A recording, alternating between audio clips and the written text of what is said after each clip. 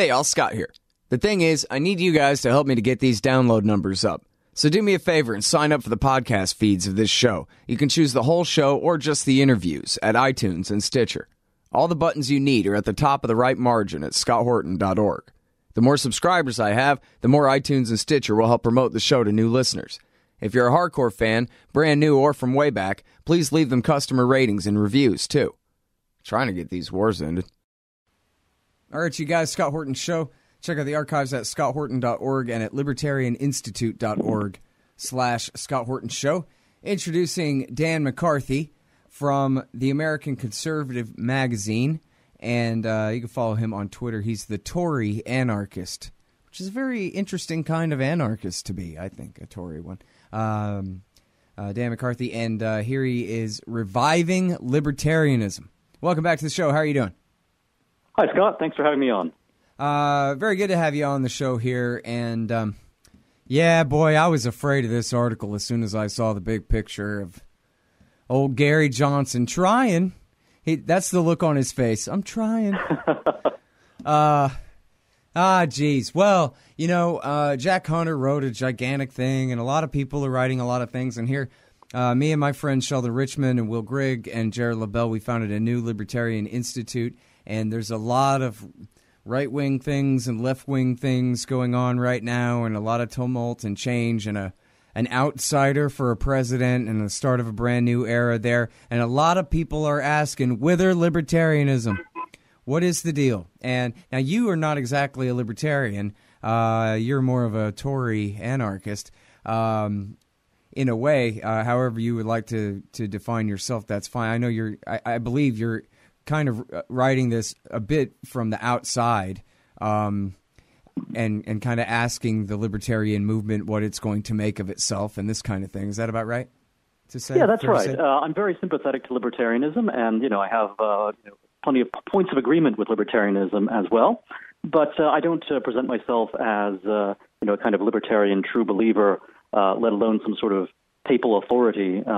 In a position to issue infallible statements about what libertarian philosophy should be. But I do think that it's important for libertarianism to be a force in American politics, simply because, both the left and the right have a tendency to become very authoritarian or to become very statist. And libertarianism is always sort of the canary in the coal mine. It's something that's much more sensitive than other philosophies to the kinds of abuses that government engages in. And government is always capable of engaging in abuse, so libertarianism is therefore something to be preserved. Yeah, well, there you go. At the very least, I'm with you there. All right, so now I guess best I can think of to start here really would be, and I don't know if this is skipping to the end too much or something. I hope not. We can talk about Sorens and all this too. But I think I got to quibble with you about Rand Paul. And I forget exactly how you say it, but how I would say it is that the reason Rand failed wasn't because he was too libertarian. It was because he did not embrace libertarianism really at all, and in fact tried to run away from it. And I think he has kind of a personal problem with people. I've heard anecdotes like this where people say to him, man, your father changed my life and made me a libertarian. And instead of saying, wow, that's great, he goes, oh, well, he's sick and tired of that kind of thing. He wants to be his own man, which is understandable. I mean, I'm not nearly as good a man as my father, and neither is he. So I can sort of relate there, right? But he, instead of saying, look at me, I'm Ron, except 20 years younger, and in the Senate where I can fight with McCain about things, he kind of ran as Jeb. Not just as president, but ever since 2009, he's been running as Jeb. And even though it was the Tea Party ticket, that outsider, son of a Paul thing is what got him where he was, he's been sucking up to Mitch McConnell ever since then. And so without the dedicated support that his father had, that was based really more on Ron's true blue honesty, even more than his libertarianism, right? The fact that his rhetoric and his voting record matched, and that, he would tell you truths that Bushes would never let you in on, and these kind of things.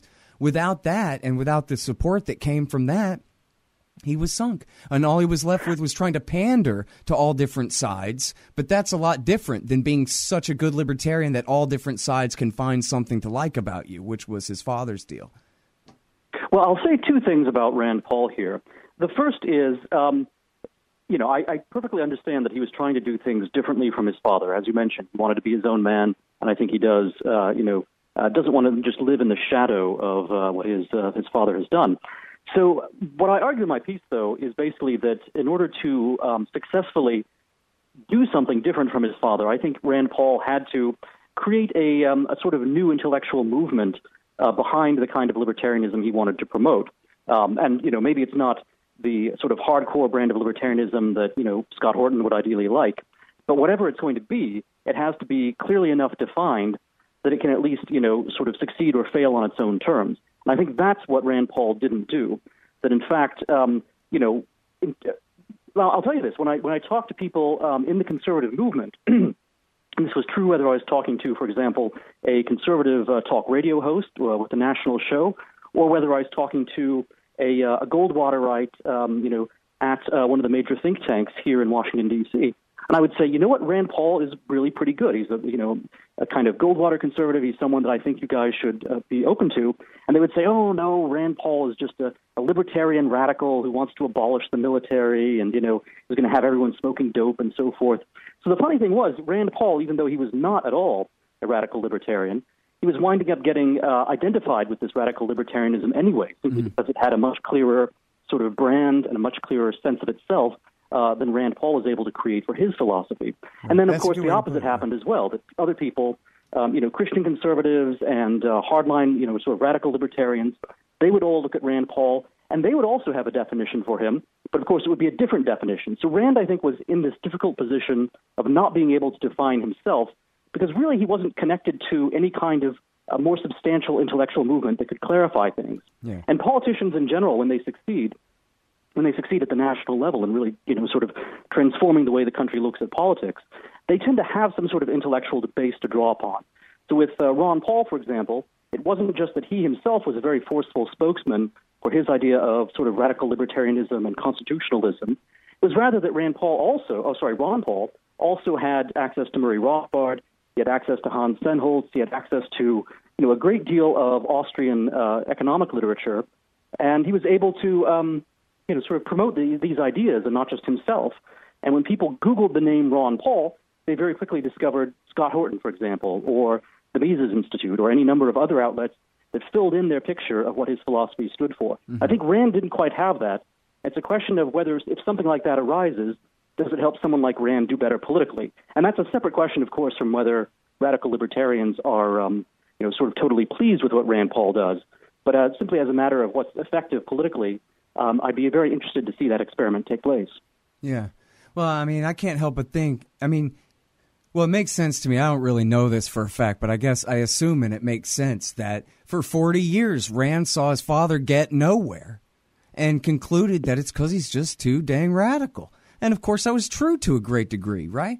But on the other hand... It is, and I think actually Rand does deserve credit for many things, one of them being that he has been very helpful in keeping people like Elliott Abrams, these very hawkish neocons, out of the Trump administration. So both Abrams and Bolton were going to be resisted fiercely by Rand Paul in the Senate.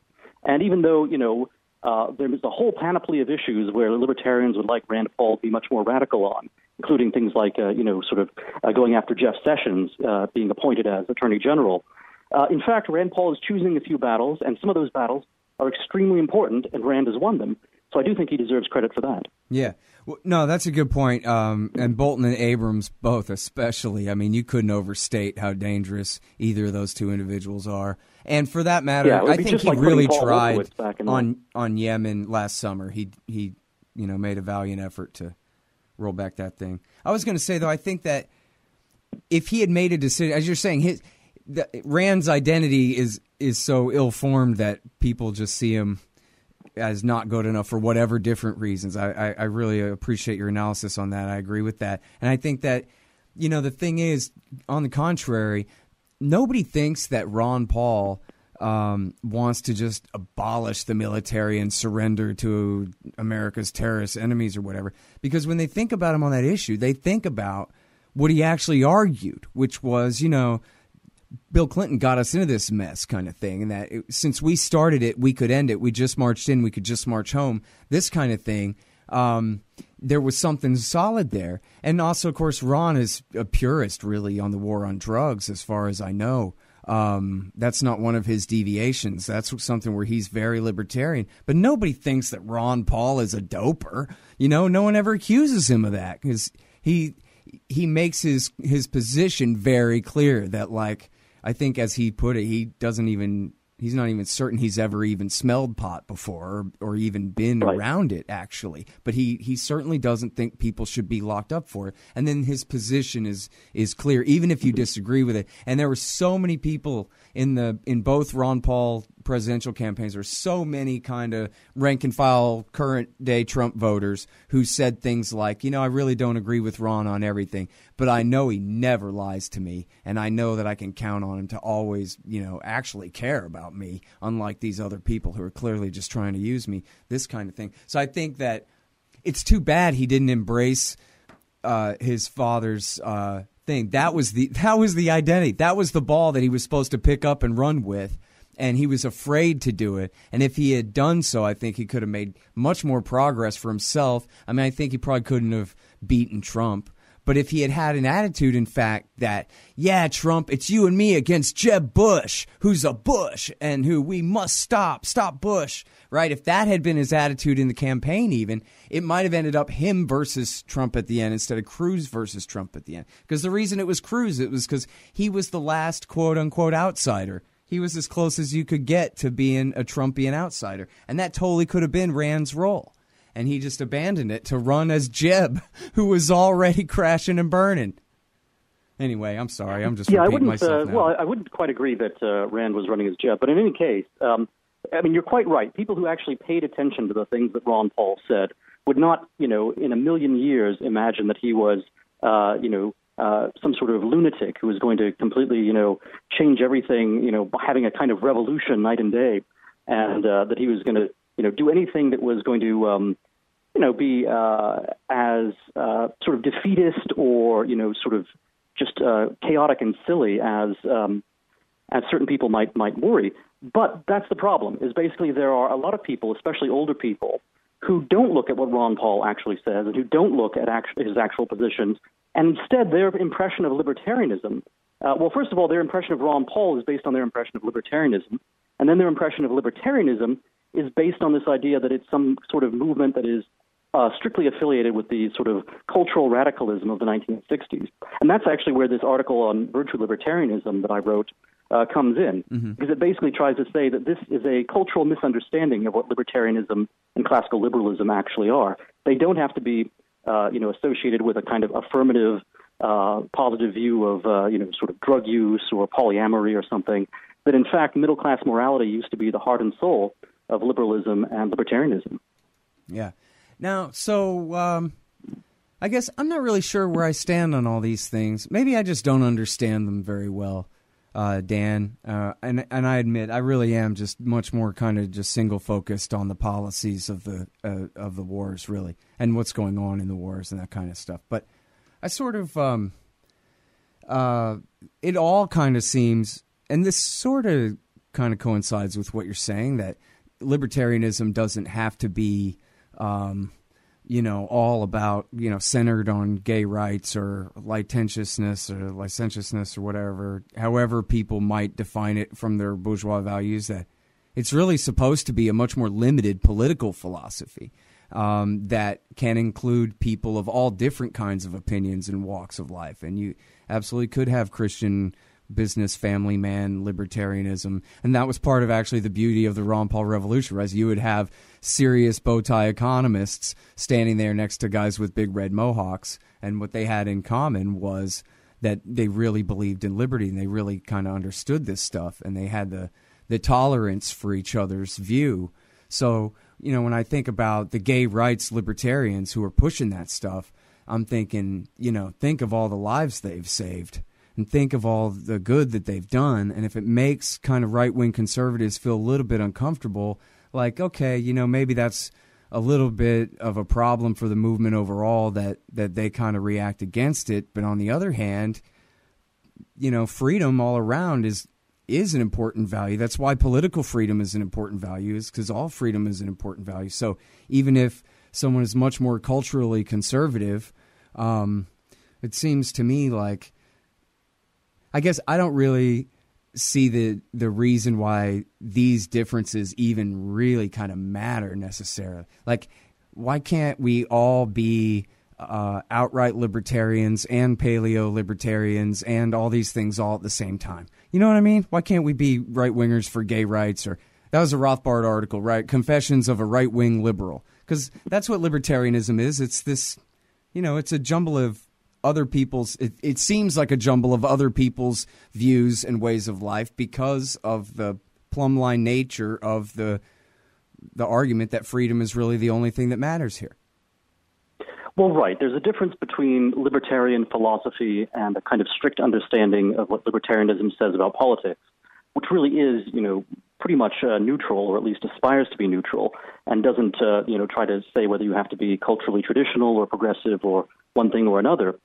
There's that, but then, there's also the way in which ideas are perceived, which is different from what the ideas may actually be, right? So how you are seen by people is oftentimes as important in social life, even in economics, and certainly in politics. How you're perceived is just as important as what you actually are. And it's important to be able to communicate things in a way that, sort of gets your audience to trust you, and that forms emotional, especially in politics, forms emotional connections with people, so that they, see that basically your program is not a kind of sort of left-wing cultural transformation that is just kind of sneakily presenting itself as being a neutral kind of, limited government or no government politics. That in fact, that you understand and sympathize with the cultural values that people have, and you want to see, not just a kind of government form prevail, but also perhaps, and this is something where, different libertarians can have different views, but it's important that some libertarians have traditional views so that they're able to, or, traditional sympathies, so that they're able to form those connections with traditional voters, and there's a heck of a lot of them in this country, in order to help advance libertarianism. So basically, again, I want to emphasize this is not so much about policies, and I don't know that any virtue libertarians are talking about, having a different set of approaches to something like gay marriage than progressive libertarians have. I mean, that's not the issue, and nor is the issue, trying to criminalize drug use or any of that stuff. I mean, virtue libertarianism is still libertarianism, but rather what it's saying is simply that outside of government and outside of politics, it's important to have one kind of culture or another. And that, in fact, a more middle-class traditional culture, which is not necessarily just a right-wing thing. It's not something, actually, I think you'd find, sort of many people who are, Democrats or who are, somewhat on the left would also want to buy into. But having this kind of affirmation of, traditional ethics and traditional values can be quite a beneficial thing. And again, it's not about, sort of making all libertarians have to, swear an oath of loyalty to this vision, but it's rather about counterbalancing the way that libertarianism is perceived by many people right now. So you, because of your background and your, sort of close knowledge of Ron Paul and libertarian philosophy, et cetera, I think you don't really see a problem here because you know that libertarianism is something that is compatible with people of many different cultural backgrounds and is not something that is simply leftism in disguise. But there are a lot of people who don't have that understanding and who really do think that, it's pushing leftward. And there are also people within the libertarian movement who, in some cases because they've spent so long in academia where all the cultural assumptions are to the left, that they've begun to import this kind of leftism into their libertarianism and want to sort of force other people to conform to it. So it's a complicated picture, but I think it's an important one because so much of politics, and not just politics, but even, sort of cultural, social interactions of many kinds, are about these emotional connections, and they're about a larger view of the good life than simply sort of the rules of politics. Yeah. Well, part of the backdrop of all of this is Ron Paul's presidential campaigns, which are now over. And we just don't have another one like him. I was talking with a friend who said, Massey is pretty good, but whatever Massey is, he ain't Ron Paul, at least not yet. And And even then, he's still just a member of the House of Representatives. And we really don't have anyone on the national level. We don't have Rand. And we don't have anyone on the national level to really be a good example of what libertarianism is supposed to be about, you know? And I think that's the real problem. And, you know, maybe if we did, we'd all cringe that, you know, because that's one thing about Ron is you can watch Ron on the news with the sound off and you know he's saying something good, right? What are we going to do about Social Security? We're going to bring all the troops home from Korea so that we can afford to shore up Social Security, right? Whatever it is he's saying, like, I know it's not going to bother me. But, well, for example, we just can't count on Gary Johnson. And, you know, not to say too much about it, but I tried to teach him some things last summer and just, you know, what are you going to do, man? This is, you know, and I think Ron was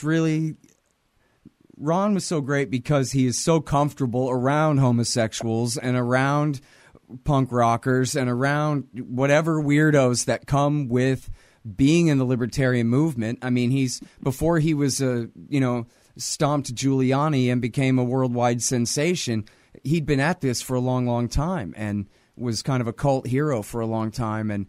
And because he is so square, in a very nice sense, right? He's married to his girlfriend since they were together when they turned 16 years old together, or whatever, back when. This kind of thing. No scandals, no personal scandals at all.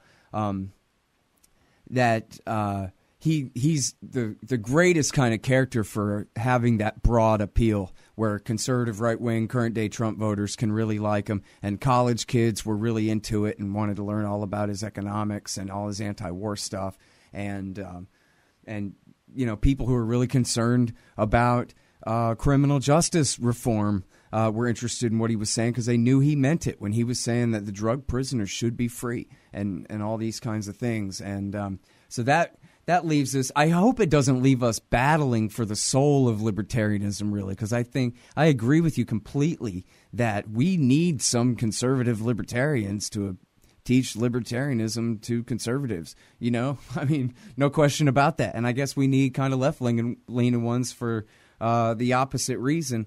But, you know, I guess ultimately, just because I'm a issue policy sort of oriented person, I think, but really, we all agree on the most important things, which is stopping all of the worst things our government is doing right now. And after all, we're all friends here and all that kind of thing. And so I hope that we can hold it together, basically, because I think the left and the right are obviously mostly wrong about most things and really need libertarian leadership on the most important issues, like, for example, bailing out banks and occupying the world and all the rest of these, you know, the crises, the federalization and militarization of police forces and all these kinds of things that good liberals and good conservatives could be led on if libertarians in the middle kind of, I don't mean to say in the middle really, but sort of can bridge that gap. You know what I mean? I hope. Yeah, I mean, I would say a few things here.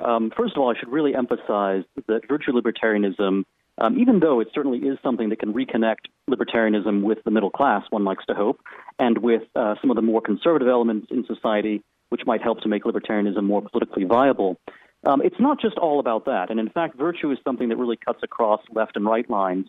And it's something that part of the emphasis, and you see this from Jason Sorens, you see this from William Ruger. They're the kind of thinkers who have instigated this line of thought. That virtue is not just about politics. It's not just about having a particular view of the limited power of the state.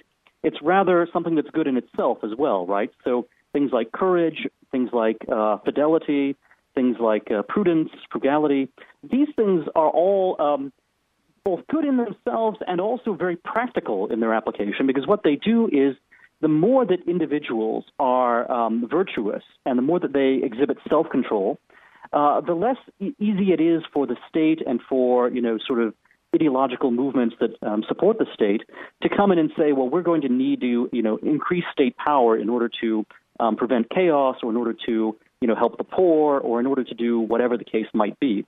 That, in fact, the more self-discipline that people have, the more virtue they have in a kind of Aristotelian sense, the better able the better able they are to take care of themselves and their families and their communities, the less room there is for the state to muscle in. And not only that, but also the more sort of foci of resistance there are against state power, right? So one of the things that's nice about traditional civil society and the family and so forth, and marriage, monogamy, and again, it's not talking here about sexuality per se. It's rather talking about the kind of traditional personal loyalties that people have to one another, even if those loyalties get somewhat reformed and, you have gay marriage instead of just straight marriage. What matters, I think, is the marriage, is the monogamy, is the fact that people have such close personal ties that they're able to provide for one another, take care of one another, and resist the idea that they need this providential welfare state, this sort of compassionate leviathan to come in and, sort of take care of them in their old age and to provide for their needs. So virtue, on the one hand, it does have, yes, a kind of traditionalist, middle class, and slightly right-leaning perspective to it. It's also something that I think really extends beyond these left-right ideological boundaries. And the other thing here, too, is to kind of enrich the way that libertarians can talk about their philosophy and talk about its role in the world today. So on the one hand, on the policy side, libertarians are extremely strong. I mean, they've worked their muscles to a point where, they're able to just flex and break out of their the sleeves of their shirts, They have tremendous muscles when it comes to policy. They're able to talk about foreign policy. They're able to talk about tax policy. They can talk about all of these particular actions of government. But when it comes to connecting libertarianism as a set of rules or restraints on government with the idea of what is it that actually makes you happy as an individual, what is it that makes people happy in their communities, libertarianism is sometimes a little bit weak there. And one of the problems right now, actually, is that left libertarians, not meaning people like Sheldon Richman, but meaning people who are sort of absorbed into the politically correct left-wing world of the academy, that these people, that kind of left libertarian, is becoming very outspoken about how they see, things like polyamory or so forth as actively promoting liberty and not simply being optional things that people can do or not do as they please, but instead are, somehow going to be a key to opening up and just transforming the way people think and live, and that's going to be, a way of counteracting the state. Well, I think the opposite is true, and that in fact, sort of the more traditional kinds of arrangements, those are the ones that are the most effective balances to state power and sort of forms of resistance and barriers to state power. So there's an important discussion here, even at the level of libertarian theory, but beyond the level of libertarian theory and at the level of reaching out to people where they already are and showing them, how the good things in their lives can be made better through a libertarian approach to government, that in fact having this kind of cultural connection and this kind of bridge and showing that, libertarianism is not just a philosophy for hippies is extremely valuable. And again, I would point back to the 19th century and make the point that when you look at where libertarianism came from, that it actually had these kinds of, it's unfashionable to say, but social forces and sort of class elements behind it, those elements tended to be, for example, some of the Protestant groups of the sort of 18th and 19th centuries. They tended to be shopkeepers. They tended to be specific walks of life and specific groups of people. And that didn't mean that liberalism was limited only to those groups. They tried very much to reach out. But there was a reason why some of the virtues that those groups had, some of their willingness to kind of resist conformist pressures from outside, and some of their willingness to be frugal, to take care of themselves and take care of their own communities, why those elements actually led to the development of classical liberalism and ultimately libertarianism. So getting a new understanding of this social base and this class base of where libertarianism can be rooted is, I think, again, extremely valuable, because it's not just going to be a matter of kind of throwing ideas out on the airwaves and creating a successful political movement out of that. You'll get individuals. You'll get, even perhaps a large number of individuals, but it won't be quite the kind of cohesive and socially forceful thing that it was, when liberalism was in its greatest vigor. Mm-hmm. Well, I don't know, man. On the other hand, well, as you said, a gay marriage can be a very stable and prosperous and decent thing, and yet that was absolutely unacceptable 10 or 15 years ago, and especially on the right. And didn't it take a bunch of damned PC culture warriors to push that? Or No, just the opposite. Gay marriage, and this is something I think libertarians should understand, even though many conservatives don't. gay marriage, in fact, was a move in the direction of, a more conservative approach. So if you look at, people like Gore Vidal, if you look at, for example, our friend Justin Raimondo, and look at their attitudes towards marriage back in the 1970s or even as late as the 1980s, you'll see that the homosexual rights movement was actually connected with a kind of, all-encompassing cultural radicalism that tended to look at marriage as being, a constraining, a useless institution, something that really, wasn't necessary and should just be abolished for everyone. Well, what happened was that you got a more conservative approach to cultural politics among the gay community beginning in the 1990s, and that gay marriage is something which, okay, it may seem radical and because it has a connection to being homosexual, but it also is very conservative in that it also has a connection to marriage. So I think that actually is kind of an interesting example because it shows how by bringing together these elements that, otherwise just by cultural prejudice might seem to be incompatible, you can actually get something quite strong by uniting them. And in general, I think that, creating the impression that homosexuals were not, all people wearing, sort of leather and chains and going out in parades and doing crazy stuff, that in fact they could look just like their next door neighbors, they could be totally bourgeois, they could be totally normal, and they just happen to be gay. That creating that cultural impression and that image, which took a lot of effort during the 1990s, was what really opened the gates to gay rights today. And it's why people, even conservatives, even Donald Trump, even people, members of his family, certainly don't have a kind of instinctive revulsion to the fact that there are homosexuals, that they are friends with and that they do business with, and so forth. This idea of normality, this idea of middle class existence, is extremely powerful. And when you're connected with that, movements that otherwise are dismissed as being fringe and dismissed as being sort of hostile to everyone, instead become embraced as being movements that are actually compatible with the things that matter most to people. Mm-hmm. That's a very interesting point. And that's like I always say, you got to attack the right from the right. There ain't no point in attacking from the left. And any real good libertarian is always more right-wing than the most right-winger you got.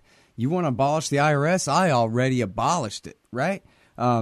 So there's always room to accomplish that, and I see what you mean about how well that worked in that case. Well, but what about drugs? Because I can't find the article anywhere. I've looked everywhere for it, but I read this great thing about the kid it was like one guy, apparently a college student, who got pot legalized in Colorado. It was this one guy more than anyone else anyway. And what happened was he really went for the kind of A/B testing, focus group testing, marketing strategy, and he figured out, he tested it and figured out what is the most effective slogan. And guess what it was? Safer than alcohol. Pot is safer than alcohol. And at one point, he challenged the governor to a drink-off, smoke-off, and said, I'll smoke some really good weed, and you drink light beer, and I bet I smoke you under the table. And the governor was embarrassed and had to back down and refused to show up and all these things and ended up getting behind the effort to legalize pot. And so I hate the argument that, it's more tax revenue for the state. Of course, they like to hear that.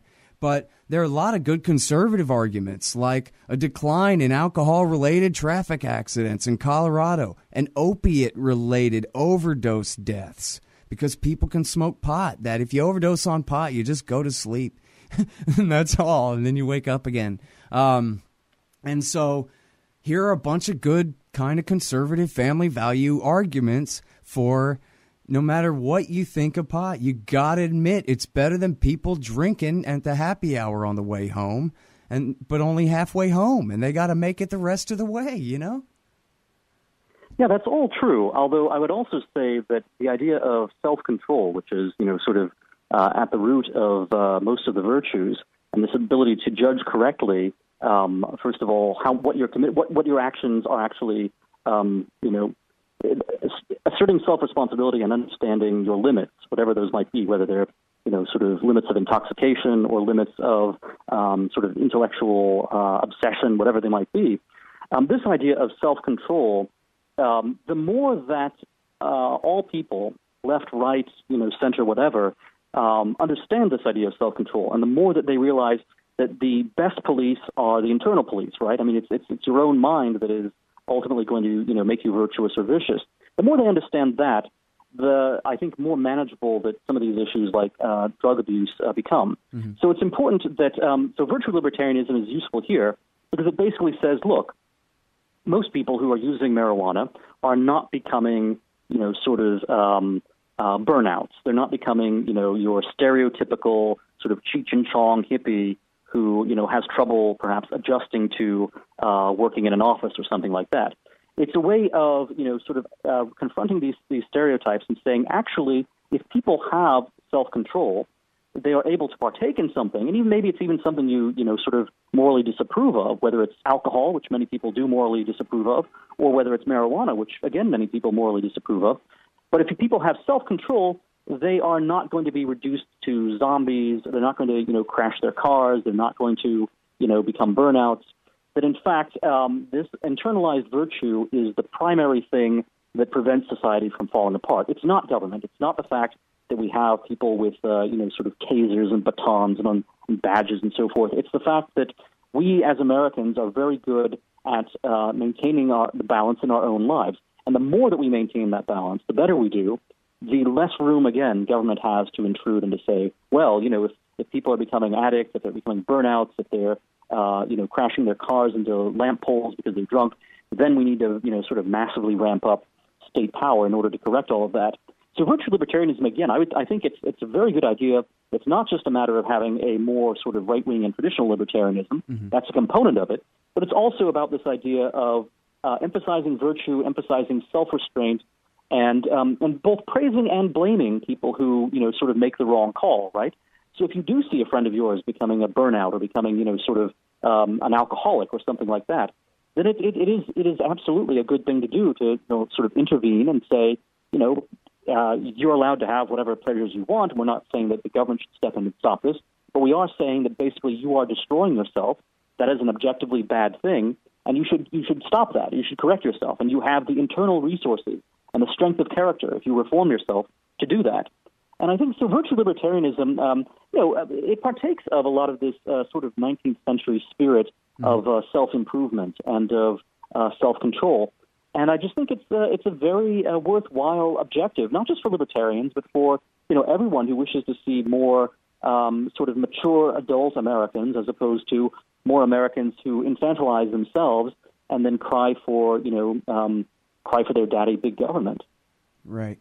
Well, and this is last topic here is it's kind of a phenomenon that pretty much everybody's familiar with now. It's sort of undeniable, right, about how if you give people unemployment insurance, like, hey, yeah, they might need it, and that makes total sense in a lot of ways, but it's a double-edged sword because ultimately, bottom line, you're paying people to not work, and you're giving them an incentive to at least consider not going to look for a job today, because if they got one, they might be better off, pursuing other interests and collecting their unemployment, this, that. Same thing we've all, heard about, which I think is true. I mean, I don't know what all the studies are. You may be much more familiar than me.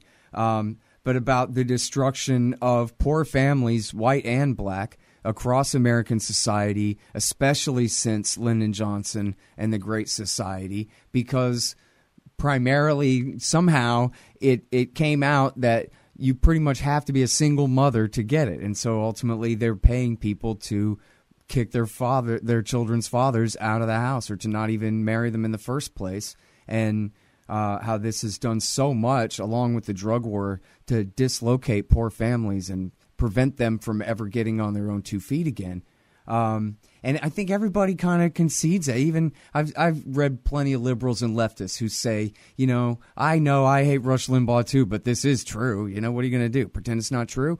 But on the other hand, and this is where I'm trying to get to my question, how do you ever take it away? How do you say that what's best for poor people is for them to be on their own and for them to stop, trying to be dependent on anyone else, because all that ever does is help get them further stuck in the mud? Because even though that's true in general, in specific, what you're doing is helping people go hungry, this kind of thing. In other words, how do you ever turn it around?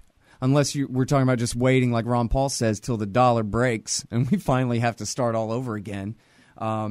Because that's a thing where again, it's not necessarily, like you're saying, not necessarily conservatism or whatever, but it's a virtuous thing to be in charge of your own destiny and maybe even own your own property, at least rent it, and not be on living in a government house and eating government bought food. I saw people on Twitter screaming yesterday, "How dare you dictate to me what kind of food I can buy with my food stamps?" And it's like, man, kind of, you're putting yourself in that position. But people don't even think that way. They really think this is how it's supposed to work, even, that government buys your groceries for you and this kind of thing. In America, not in Europe somewhere, in America. Anyway, point I'm trying to get to is, how do you ever convince people to even start really moving the other direction from there without just looking like, you can afford the empire on the backs of the poor? Well, that's a brilliant question, and you're exactly right that we've adopted policies that not only have perverse incentives, we've also adopted another set of policies which basically make capital accumulation virtually impossible if you're poor. And it's in banking policies, it's policies that lead to inflation, which makes savings very difficult, especially if you have millions of dollars or billions of dollars. You're able to, get into investment vehicles and do other things that are going to keep you ahead of inflation. But if you are, just relying on paycheck to paycheck, and you have, just a few dollars every month that you're able to put into a savings account or something, you're going to be completely wiped out by inflation. There's just no point in even trying. And the poor, it's not that they've done the math necessarily, although oftentimes they have, but they know kind of by experience, by, what they've seen in their lives, that they are getting, the deck is so stacked against them by inflation and other things that it makes it impossible for them to accumulate capital and be kind of independent citizens the way, the founding fathers certainly expected most Americans to be. So the first step, I think, is to make capital accumulation for poorer families possible again. And that's going to certainly require, adjusting a lot of our financial policies. Some of these policies, by the way, really do benefit. I mean, certainly they benefit, the big banks, which are extremely wealthy, and they might benefit other wealthy people a great deal as well. So it's not just a matter of, it'd be nice if we could say we're going to be able to help the poor without doing anything that anyone else would be sort of made uncomfortable with. But that may not be the case. And in fact, when you look at policies that will help the poor accumulate money, and we're talking about, sort of not social engineering. We're just talking about taking away some of the policies like inflation that cause, the loss of strength of the working class and the poor. That there will be people, banks and others, who might lose out on that. So that's one sort of difficult task. Beyond that, I think a lot of it has to be done culturally as well as in terms of state power, in terms of getting away from the regulations, from the perverse incentives, and also from the sort of top-line policies that make savings and capital accumulation impossible. We also have to have sort of cultural and voluntary initiatives that really show, how self-responsibility can work, and can even with all the adversity that it faces, even with all the adversity that poor people are facing. Now, how that works is going to be, that's something that has to be determined at the local level. It's very hard. It would be kind of the fatal conceit to come up with a master plan for doing this for everyone. But it can be a matter of, sort of community banks, community, sort of self-help organizations, et cetera. Again, I think the Victorian age actually provides us with a number of examples of things that were quite effective in this regard. And, I think there's this tendency among people who, are not poor, and certainly that, that historically includes me as well, that there's tendency to kind of look at the poor and the sort of lower working class and to think, well, they can't take care of themselves. So one way or another, we're going to have to fix their problems for them. And I don't think that's entirely correct. I think, in fact, it's mostly incorrect, that people are very, very ingenious at solving their own problems if only the ruling class doesn't keep adding to those problems. And certainly our ruling class has been adding to the problems of the poor for a very, very long time. And we've created a corrupt system that kind of rewards our rulers and that makes an independent existence very, very difficult for poor people. The phrase virtuous poor, which is sometimes used, it's for meant to describe people who are hardworking but just have the deck stacked against them, and they're not able to save as much as they need, and they're not able to sort of live as independently as they should. This phrase virtuous poor is sometimes something that people object to. They say, well, people aren't people who are kind of lazy and just kind of take their welfare checks and aren't trying to actively look for work, that they aren't doing this deliberately, that in fact they too are virtuous, and they've simply been sort of steered in the wrong direction.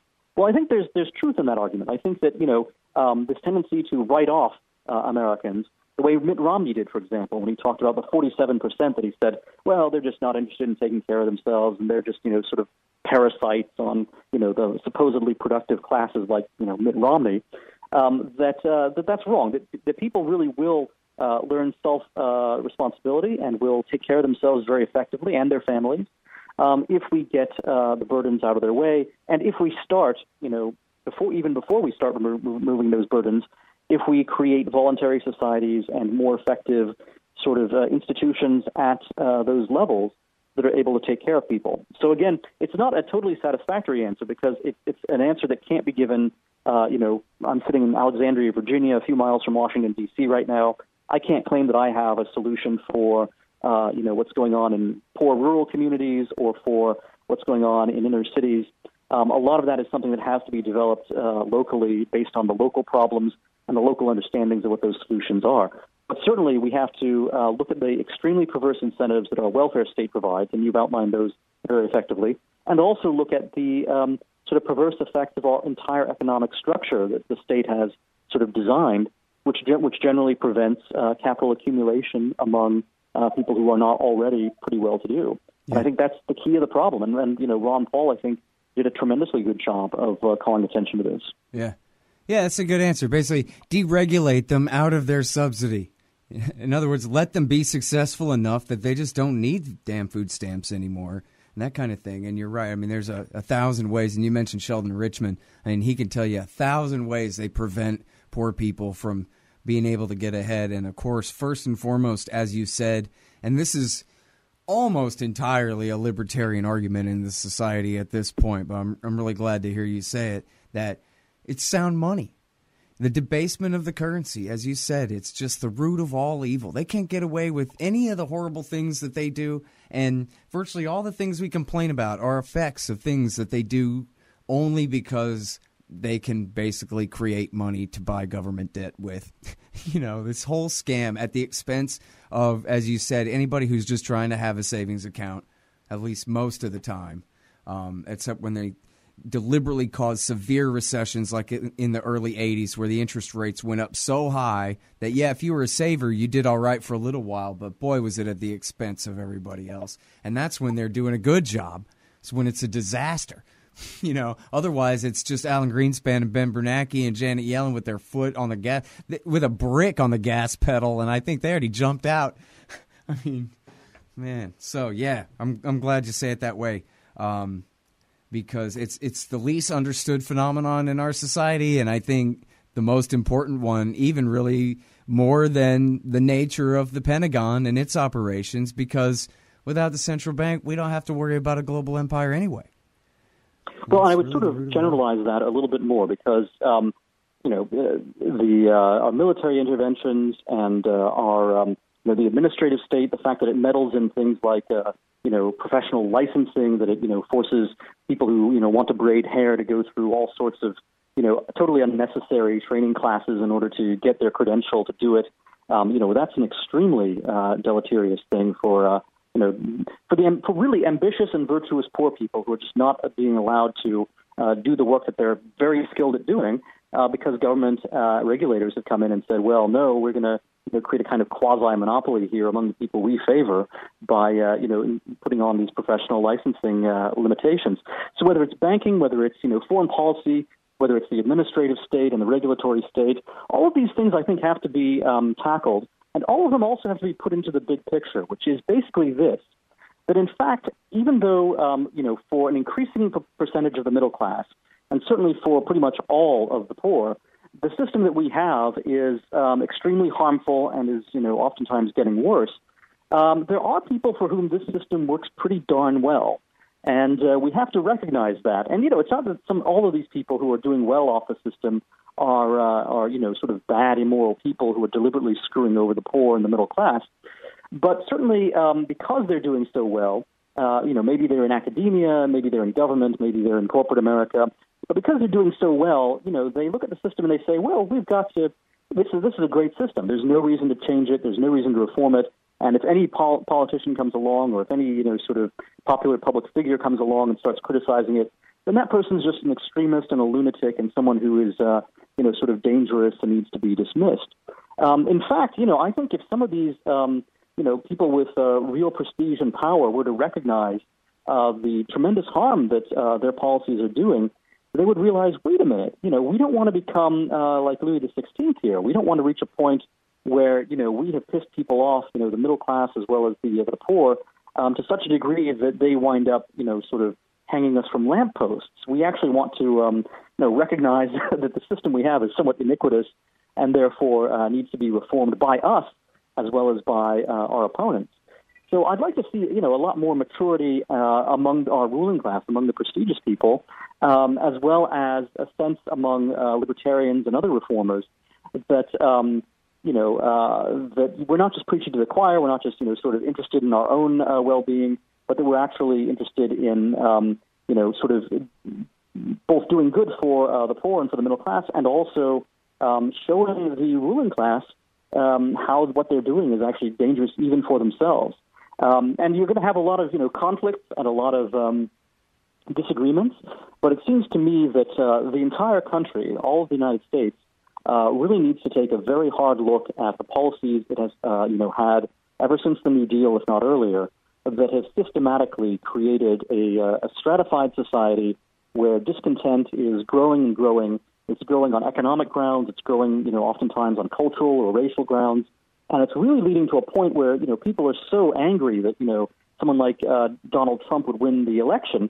But, this is actually an early warning for, for the ruling class. Someone like Donald Trump is actually a reformer. He's actually a moderate compared to where this system will wind up if it keeps going without correcting itself. Yeah. And the same is true, of course, with Ron Paul. Ron Paul tried to warn everyone. That's not to say that Ron Paul was necessarily right about everything, but certainly he realized that there's something fundamentally wrong with the way in which the country was going.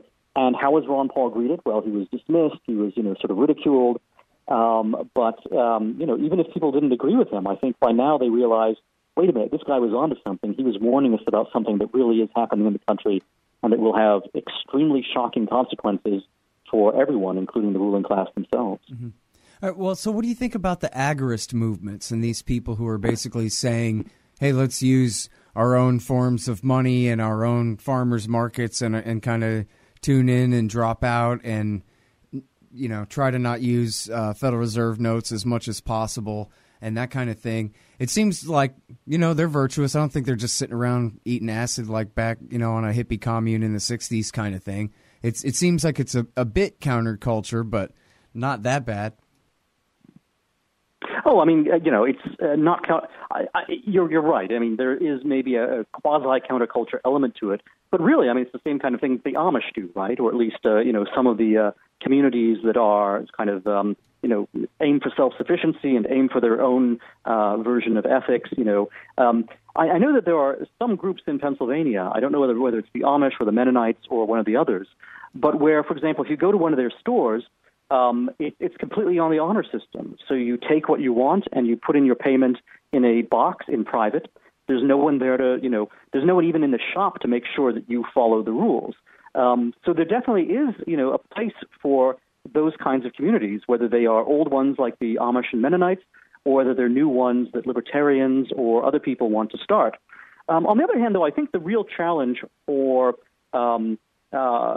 people who wish to reform the world in which we live and the country in which we live in particular is to come up with a new approach to commercial society, right? So most people are not going to want to become Amish. Most people are not going to want to become agorists and self-sufficient and so forth.